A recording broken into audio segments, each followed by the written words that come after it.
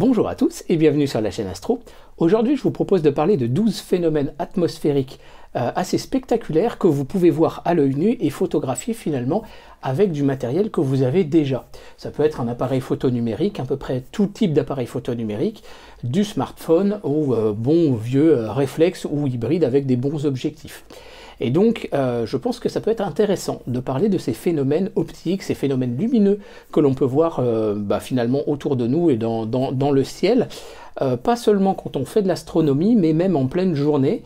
Des phénomènes, en réalité, on peut passer complètement à côté de ces phénomènes si on ne sait pas, si on ne s'y attend pas et si on ne sait pas à quoi s'attendre. Donc je vais vous présenter, certains vous les connaissez déjà, il y en a d'autres que vous allez découvrir et personnellement, eh bien, il y en a un qui m'a assez surpris dans le sens où je sais que j'en ai déjà observé, mais j'avais pas du tout conscience qu'il s'agissait d'un phénomène donc lumineux atmosphérique assez intéressant.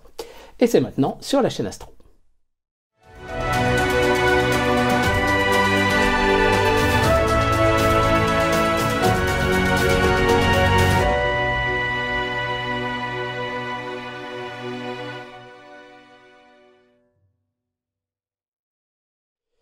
Donc je vous propose en fait de passer en mode diaporama, c'est un petit peu plus simple pour moi de faire une préparation sur la base donc de PowerPoint et puis ensuite d'inscrire mon visage sur le côté.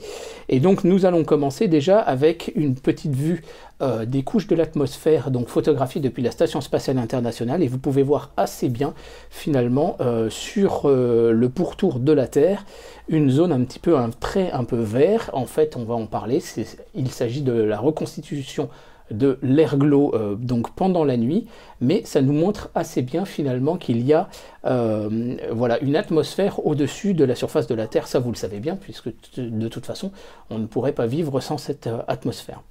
Donc l'atmosphère en fait est constituée d'un certain nombre de couches, nous vivons dans la troposphère, donc il s'arrête à 16 km d'altitude, et puis ensuite vous avez la stratosphère, la mésosphère, thermosphère et ionosphère. Vous voyez qu'on va jusqu'à 500 km d'altitude, on est encore considéré comme étant de l'atmosphère, mais on est considéré également comme étant dans l'espace à partir de 100 km, ce qu'on appelle la ligne de Kármán. En réalité, elle est déterminée par le simple fait qu'un avion, pour pouvoir voler en s'appuyant sur ses propres, voilà, sur l'air, sur ses ailes, eh bien en réalité a besoin de voler à une vitesse qui est égale à la vitesse de satellisation correspondante à cette altitude par rapport à donc la force de gravité de la Terre. Donc en fait l'avion à la fois il vole et à la fois il est satellisé, c'est pour ça qu'on parle du début de l'espace, mais en réalité il y a encore de l'atmosphère au-dessus de cette altitude. Donc on ne va pas rentrer dans les détails, ce qu'on pourra noter quand même c'est cette courbe assez étonnante là de température qui baisse, voilà, puis qui va remonter, puis qui va rebaisser, puis qui va remonter. Donc en fait les différentes couches de l'atmosphère ne sont pas forcément toutes aux mêmes températures, et en fait ces températures peuvent varier selon les saisons, selon les jet streams, etc.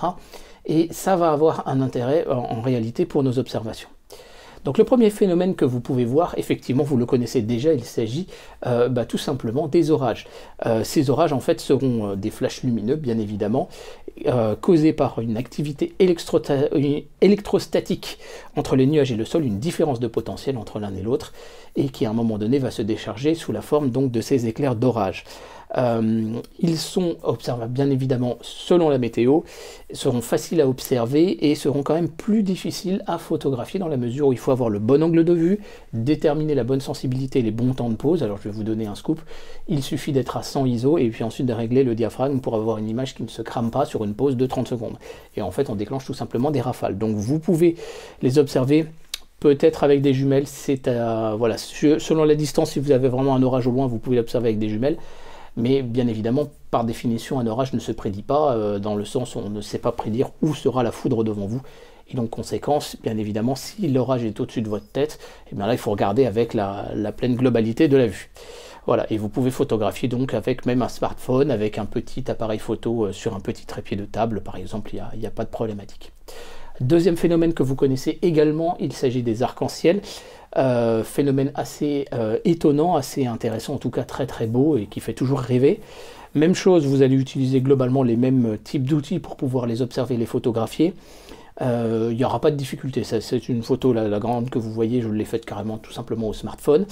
On notera quand même que les arcs-en-ciel peuvent se faire le soir ou le matin tout simplement en raison d'une certaine hauteur du soleil, et bien évidemment sont causées par une réfraction et une réflexion interne dans les gouttelettes d'eau, donc après la pluie ou pendant même la pluie. Donc en fait, si on rentre un petit peu dans le détail, vous pouvez voir que il y a en réalité plusieurs angles de reflet. Déjà selon qu'on est sur ce qu'on appelle l'arc primaire ou l'arc secondaire où il y a un reflet supplémentaire, raison pour laquelle en fait les couleurs sont inversées entre l'un et l'autre.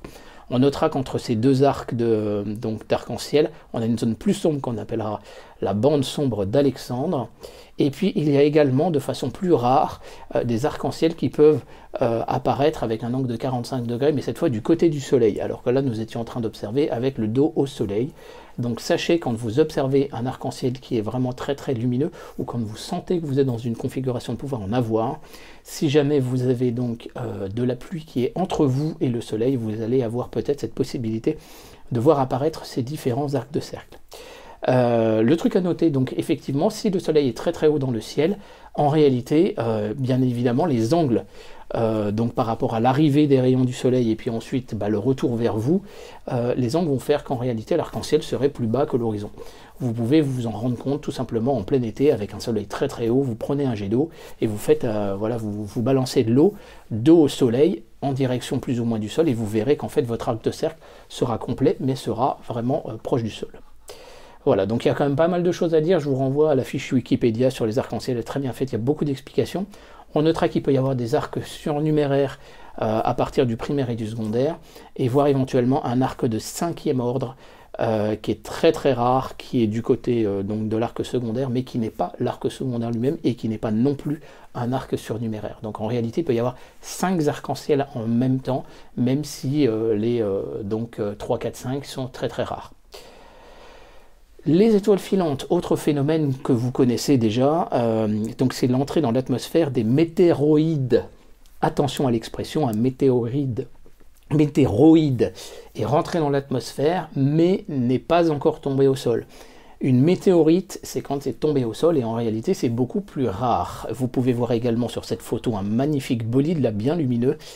Là aussi, vous n'allez pas avoir forcément trop de difficultés à les observer, quoique en réalité la grosse problématique sera la pollution lumineuse. Voir des étoiles filantes en pleine ville, c'est quasiment impossible. Par contre, en pleine campagne ou en montagne, là, à ce moment-là, vous allez avoir cette possibilité. Donc, j'ai déjà fait un épisode sur le sujet, vous pouvez aller vous y reporter pour avoir quelques conseils d'observation. Et pour la photographie, eh bien, pourquoi pas un fisheye avec des pauses longues de 30 secondes en rafale, ce sera peut-être une possibilité. Voire, vous savez que vous avez des caméras planétaires qui sont vendues avec des petits objectifs fisheye et vous mettez ça en mode dans ce qu'on appelle all sky et la possibilité de pouvoir en photographier est pas mal. On pourra noter que vous pouvez mettre aussi un objectif grand angle sur une monture de type Star Adventurer. L'intérêt de cela, c'est que vous allez suivre toujours la même constellation d'étoiles et que là, à ce moment-là, vous allez pouvoir additionner toutes ces photos et en réalité, vous allez pouvoir mettre en évidence le radian, c'est-à-dire la provenance apparente donc de toutes ces étoiles filantes, puisque vous serez bien évidemment calibré et aligné par rapport aux constellations et non pas par rapport au sol, puisque le radian va se déplacer avec la rotation apparente du ciel. Donc voilà, là-dessus, c'est par période bien évidemment, les épisodes d'éphémérides sur la chaîne servent à vous indiquer justement à quel moment on a des essaims d'étoiles filantes caractéristiques. Les nuages noctulescents, on en a déjà parlé sur la chaîne, vous avez aussi un épisode dessus, on les a observés ensemble en live à 2 reprises de mémoire. Donc c'est une illumination des cristaux de glace de l'atmosphère à très haute altitude, là on est de l'ordre de 70 km d'altitude. Ça peut s'observer quand le soleil donc est assez bas, plutôt entre moins 12 et moins 16 degrés sous l'horizon. C'est assez grand, c'est assez lumineux, ça peut s'observer en ville, on a des témoignages de personnes qui l'ont observé sans difficulté depuis Paris. En revanche, bien évidemment, il faut avoir un horizon nord-ouest et nord qui soit bien dégagé, puisque c'est pas, ça peut monter assez haut, ça peut monter jusqu'à 45 degrés de hauteur, mais à un moment donné, assez vite, ça va commencer à s'abaisser.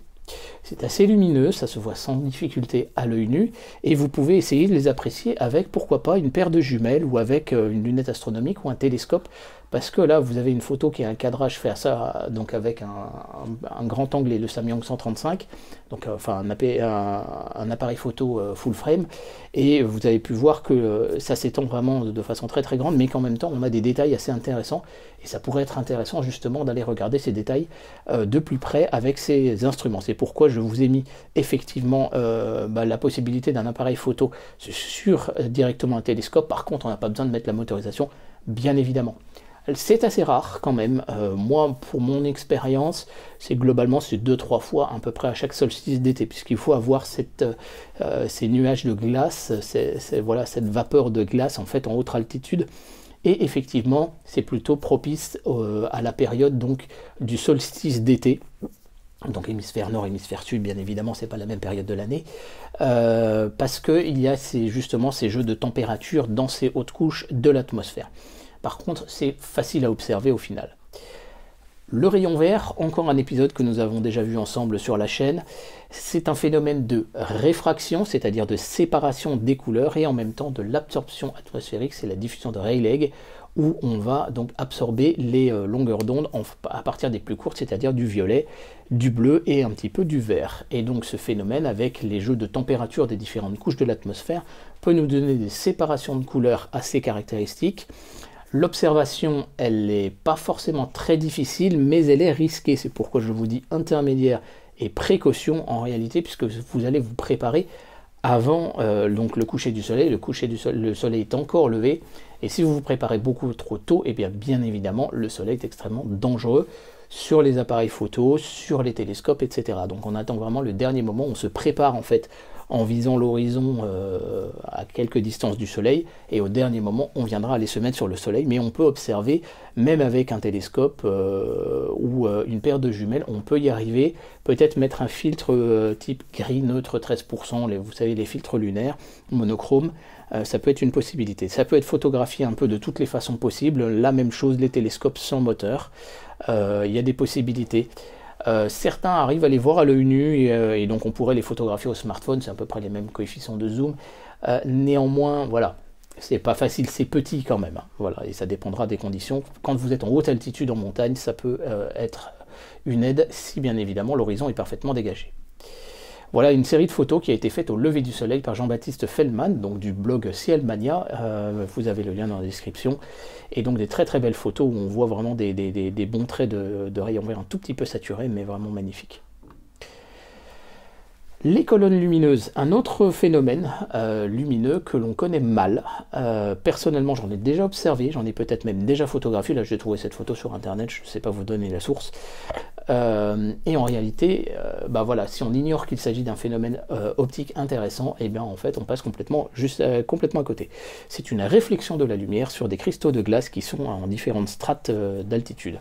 Voilà, c'est un phénomène quand même assez étonnant. Et c'est pour ça que je vous ai dit observer mais ignorer, parce qu'on ne les connaît pas trop, et puis on voit des nuages, et en fait on ne se dit pas que c'est un phénomène optique quand même assez intéressant.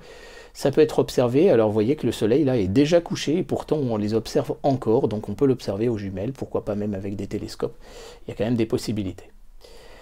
Les colonnes lumineuses artificielles, ça va être le même phénomène, toujours causé par des cristaux de glace donc en suspension dans l'air. Et là, par contre, la source de lumière est une source de lumière artificielle. Donc là, on comprend qu'on est sur une photo prise de nuit, avec une longue pause, mais ça peut donner un phénomène assez spectaculaire. Donc peut-être, pensez-y, peut-être que vous pourrez voir une espèce de reflet un peu bizarre. Et donc là, essayez, pourquoi pas, de faire des photos. On n'y pense pas, mais ça peut être assez sympa à faire. Les halos lunaires sont un autre phénomène optique assez étonnant, causé toujours par des cristaux de glace, mais cette fois peut-être en plus haute altitude quand même, puisque là on a compris que donc les piliers pouvaient être plutôt de basse altitude en raison tout simplement d'un éclairage artificiel assez bas. Là en l'occurrence les halos lunaires et les halos solaires peuvent être observés donc respectivement de nuit et de jour par ces cristaux de glace, et vous voyez que ça forme un angle de 22 degrés. Il y a une deuxième possibilité d'angle aussi supplémentaire, et là même chose, l'observation à l'œil nu, en réalité on en voit peut-être de temps en temps, régulièrement, j'en ai déjà vu, sans prendre véritablement conscience qu'en réalité c'est quand même un phénomène assez intéressant qui traduit qu'il se passe quelque chose dans ces hautes couches de l'atmosphère, et vous n'aurez pas forcément de difficulté à les photographier. Je pense aussi à ceux qui possèdent tout simplement des objectifs avec un zoom. Alors pensez à mettre un scotch pour bloquer le zoom. Et là en réalité vous n'avez pas non plus de problème de sensibilité parce que ça reste quand même assez lumineux. Une pause peut-être de 10 secondes sera largement suffisante, et encore, je pense que 1 à 2 secondes pourront suffire à les mettre en évidence. Et donc vous pouvez aller sur un pied fixe, vous n'avez pas besoin de motorisation. Donc on est sur des brouillards de glace d'une taille de 50 à 100 microns, c'est quand même très très petit, il faut le comprendre. Dans la même idée, aussi un autre phénomène de jour, cette fois les parhélies, ou ce qu'on appelle des soleils doubles ou des œils de bouc. Alors là, vous avez un exemple que l'on a vu à Saint-Véran, donc en 2019, où vous avez là, ici, l'apparition d'un deuxième soleil, et vous en avez un troisième un peu à gauche, un peu moins fort. Et donc ce phénomène, et là vous avez une colonne lumineuse au-dessus du soleil aussi, donc ça c'est vraiment un phénomène que l'on voyait optiquement. Vous avez exactement le rendu, c'est une photo faite simplement au smartphone. Même chose, alors attention quand même néanmoins à l'observation, puisque vous avez le soleil devant vous, donc on ne fixez pas le soleil. Regardez autour, mais ne regardez pas le soleil lui-même. Petit phénomène dont on ne pense pas forcément. Quand vous êtes par exemple dans une station de ski, vous pouvez observer et vous pouvez voir jusqu'à ce genre de phénomène. Alors peut-être que la photo quand même a été poussée pour booster quand même le contraste, hein. On voit quand même qu'il y a des zones du ciel qui sont assez sombres, et la même chose, on voit que c'est quand même assez contrasté, mais le phénomène, je pense, dans cette station de ski a dû être absolument fabuleux. J'ai trouvé cette photo sur internet, et vous voyez qu'on a justement ces arcs-là qui sont assez incroyables que l'on peut voir autour. Donc là, c'est effectivement les halos qu'on a vus tout à l'heure. La colonne qui se passe au-dessus, là, on est vraiment sur un très grand angle. Vous avez les soleils doublés ici et ici. Donc là aussi, c'est fonction des conditions météo. Et si vous êtes donc dans une station de ski en plein hiver, là ça a été fait dans les pays nordiques, hein, eh bien vous pouvez avoir ce phénomène. Et donc là, vous avez un peu toutes les explications, voilà, des différents types de phénomènes que vous allez pouvoir observer. Donc il y a quand même pas mal de choses. Je vous renvoie aussi à une page donc Wikipédia qui est plein de détails. C'est quelque chose, voilà, il faut simplement être vigilant en se disant, ah peut-être que dans ces conditions météo, il y aurait quelque chose. Ah là, je vois un truc un peu bizarre. Ah bah oui, effectivement, et là, de bien ouvrir les yeux. En tout cas, ça se voit très bien à l'œil nu. Autre phénomène méconnu, mais en tout cas assez étonnant et connu finalement depuis longtemps, puisque ça a alimenté aussi des fables au Moyen-Âge, c'est ce qu'on appelle les farfadets en français, ou les spirites en anglais. Ce sont en réalité des petits éclairs fugitifs qui se passent au-dessus d'un orage. Donc vous avez un orage ici qu'on arrive à voir, et vous avez en haute altitude, au-dessus là, ces éclairs lumineux, donc en très haute atmosphère. Donc c'est très rarement observé, parce que vous comprenez bien qu'il faut avoir un orage à une certaine distance, mais un ciel parfaitement dégagé là où vous êtes. Mais en tout cas, ça peut donner un phénomène assez étonnant, assez sidérant. Donc pensez-y, si jamais vous avez un beau ciel étoilé et que vous avez un orage au loin, eh ben, n'hésitez pas, faites des pauses longues et des choses comme ça, vous aurez peut-être ce genre de phénomène, en tout cas assez spectaculaire. Les aurores polaires, ça vous les connaissez également, les aurores boréales, les aurores australes, sont assez spectaculaires. Elles sont liées à la ionisation de l'atmosphère, donc par le vent solaire. Vous savez que la Terre a un bouclier magnétique, mais qui est formé justement par le pôle nord et le pôle sud magnétique. Et donc il y a effectivement, par rapport aux courbes donc de champ magnétique, vous avez ces trous et ce phénomène qui fait que le vent solaire peut revenir sur les pôles, et ça nous cause ces splendides aurores polaires que vous pouvez voir en live régulièrement sur la chaîne I Need Space. Je vous mets le lien dans la description, avec vraiment des lives qui sont spectaculaires, avec différentes couleurs en fonction justement des couches de l'atmosphère et des natures de gaz du coup qui se trouvent ionisées. Donc vous pouvez avoir du vert, vous pouvez avoir du violet. Si vous avez l'expérience, il y a maintenant des clubs astronomiques qui présentent cela dans des rassemblements, etc. en France. Il y a une expérience qui s'appelle la Planeterella, qui est finalement une cloche à vide dans laquelle on crée justement une ionisation donc de l'air, et qui permet de reproduire artificiellement ce type de phénomène. C'est assez étonnant. Donc là, bien évidemment, il faut être proche des pôles, mais néanmoins, quelquefois, elles sont observables depuis le nord de la France.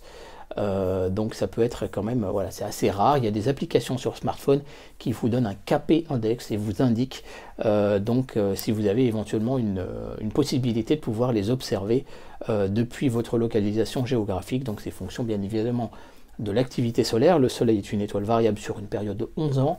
Nous étions en cycle vraiment bas donc l'année dernière, etc. Et là, on est en train de remonter la courbe, et donc l'activité solaire va augmenter, donc on aura une probabilité d'avoir des aurores polaires supérieures, et donc ça peut être assez fabuleux à observer. Donc on va les observer toujours avec le même type d'équipement, plutôt du grand angle, mais on pourrait approfondir, pourquoi pas, avec une paire de jumelles ou avec un zoom, mais globalement ça peut se voir même avec justement un fisheye. Je peux vous renvoyer aussi aux observations faites par Thierry Legault, où ils se sont placés à deux photographes à 8 km de distance, avec des fisheyes tous les deux, et il a fait tout un système pour pouvoir les voir en 3D, et c'est assez fabuleux. Autre phénomène, et on va terminer avec ça, l'airglow. C'est un phénomène peut-être connu par les astrophotographes, mais en tout cas c'est un phénomène assez souvent ignoré. En fait, pendant la journée, on comprend que le rayonnement ultraviolet et que le rayonnement du soleil vont avoir justement une influence sur les hautes couches de l'atmosphère, en particulier l'ozone. Eh bien, l'airglow, pendant la nuit, c'est la recombinaison dans le sens inverse des molécules qui ont été cassées suite à l'excitation par le rayonnement solaire. Et donc, cette reconstitution s'accompagne d'une génération de lumière de couleur verdâtre. Elle sera plus facile à voir à proximité quand on regarde assez bas sur l'horizon, bien évidemment, parce qu'il y a un phénomène un peu d'épaisseur, mais en réalité, il n'arrive que sur nos photos, quand vous faites le pré-traitement, vous vous retrouvez avec une dominante verte assez violente sur vos photos, et en fait, c'est ça, c'est l'airglow. Si je peux vous renvoyer au dernier épisode où nous avons parlé donc de la spectrographie avec Philippe Bazard, et donc l'analyse effectivement du spectre des étoiles, et pour essayer de trouver, savoir si il s'agit d'une nébuleuse planétaire ou pas, et vous pouvez voir dans les spectres qu'on vous montre, un grand pic vertical très très prononcé, et il s'agit de l'airglow, puisque généralement ce genre d'observation se fait en haute altitude, et donc l'airglow est d'autant plus prononcé. Et en tout cas, de toute façon, là, on a quand même des pauses qui sont assez longues, puisque c'était une quarantaine de minutes. Donc cet airglow, c'est un phénomène naturel que l'on peut effectivement observer aussi à l'œil nu, et en tout cas, on en sera conscient, on le verra aussi sur nos photos. Voilà, donc un petit peu ces 12 phénomènes. Voilà une vue de l'airglow tel que vous pouvez le voir depuis la Station Spatiale Internationale, et on retourne justement sur cette vue. Il y a d'autres phénomènes, là vous pouvez voir, a priori ça pourrait être peut-être un orage, ici et ici, et en tout cas il y a encore d'autres phénomènes qui peuvent être visibles depuis la Station Spatiale Internationale, mais comme vous le savez, ce n'est pas le commun des mortels qui a la chance de monter dans l'ISS. En synthèse, nous avons même 18 phénomènes à observer au total. Les aurores polaires, les étoiles filantes, l'airglow, les nuages noctulescents, les orages avec les éclairs de basse altitude, mais aussi les farfadets en haute altitude. Vous avez les colonnes lumineuses d'origine artificielle, mais elles peuvent être quelquefois suspendues en l'air, là ici le cas avec des éoliennes. Vous avez le rayon vert avec le soleil, mais il existe également avec la lune. Vous avez les arcs-en-ciel avec le soleil, mais ils sont également possibles avec la lune. Vous avez les halos solaires et les halos lunaires. Vous avez les colonnes lumineuses avec le soleil, mais elles sont également possibles, mais très rares avec la lune. Et enfin, vous avez les fameuses parélies, et vous avez également la même possibilité de phénomène avec la lune, mais là encore, c'est très rare. Autant de possibilités d'observation de phénomènes absolument fabuleux.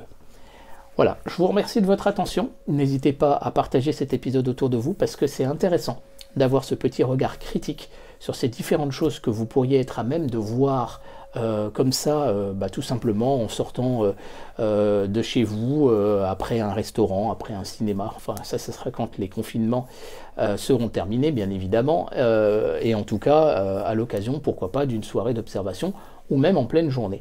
Des phénomènes qui peuvent être complètement ignorés parce qu'on ne sait pas ce que c'est, ou parce qu'on ne sait pas faire attention à ce genre de choses, et j'espère que cet épisode vous y aidera. Je vous remercie de votre attention, je vous dis à très bientôt sur la chaîne Astro. Merci, au revoir.